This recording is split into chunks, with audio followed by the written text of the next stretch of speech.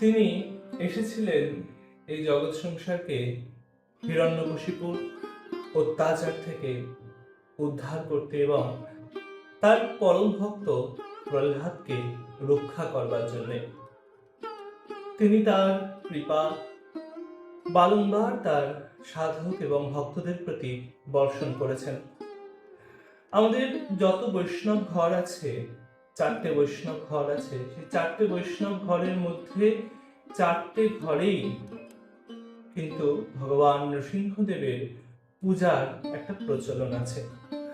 আমরা বহু ক্ষেত্রে দেখি, বহু বিপদের ক্ষেত্রে দেখি নৃসিংহ ভগবানের পুজো বিশেষ করে বৈষ্ণবগণ করেই থাকেন। যে কোনো বিপদ আপদ থেকে উদ্ধার পেতে নৃসিংহদেবের যদি আচার মতন করে আরাধনা করা যায়, তবে অবশ্যই নৃসিংহদেবের কৃপা প্রসাদে সেই বিপদ থেকে আমরা উদ্ধার হব।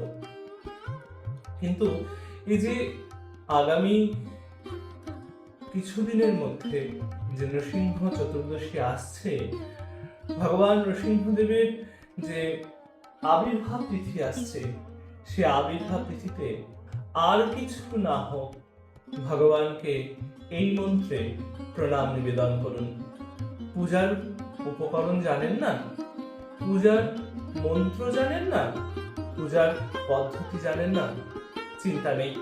ভগবান শ্রী নৃসিংহদেবকে এই একটি মন্ত্রে দুহাত জোর করে প্রণাম করুন, তাতেও কৃপাময় ভগবান অবশ্যই কৃপা করবেন। এই মন্ত্রটি জয়দেব মহাপ্রভু রচিত দশাবতার স্তোত্রমে তিনি যে শ্লোকে নৃসিংহদেবকে বন্দনা করেছেন, সেই শ্লোকটি এখানে আমি প্রণাম মন্ত্র হিসেবে তুলে ধরছি। সেই শ্লোকটি পাঠ করে অবশ্যই নৃসিংহদেবকে প্রণাম নিবেদন করলে নৃসিংহদেব আপনার সমুদায় মনস্কামনা পূর্ণ করবেন।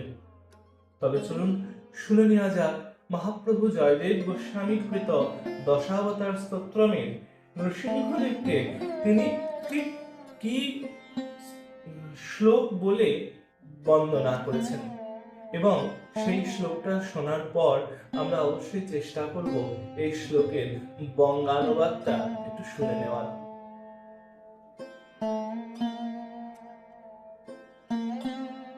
শ্রী গুরবে নমঃ, শ্রী গণেশায় নমঃ, ওম নমঃ ভগবতে নৃসিংহায়।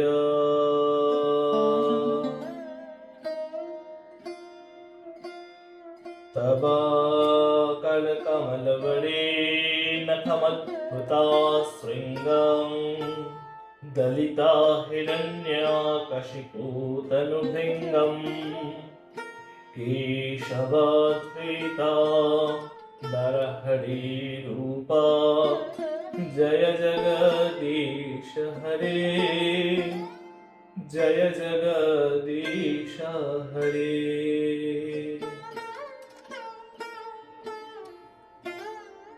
কি বলছেন মহাপ্রভু জয়দেব গোস্বামী এই শ্লোকে? যে হে ভগবান, তোমার করকমল অর্থাৎ ভগবানের যে হাত, সেই হাতকে তুমি এত অপূর্ব ভাবে সাজিয়েছ। কি দিয়ে সাজিয়েছ? অদ্ভুত নখ দিয়ে সাজিয়েছ। ভগবান, তোমার এই করকমলকে তুমি অদ্ভুত নখ দিয়ে সাজিয়েছ ভগবান, এবং সেই অদ্ভুত নখ দিয়ে নিজের করকমলকে সজ্জিত করে তুমি হিরণ্যকশিপুকে দলন করেছ, হিরণ্যকশিপুকে বধ করেছ ভগবান। কেশব ধৃত নরহরি রূপ, কেশব অর্থাৎ ভগবান শ্রীকৃষ্ণ, তিনি এই নরহরি রূপ ধারণ করেছেন। জয় হোক সেই জগদীশ্বর ভগবানের, জয় হোক।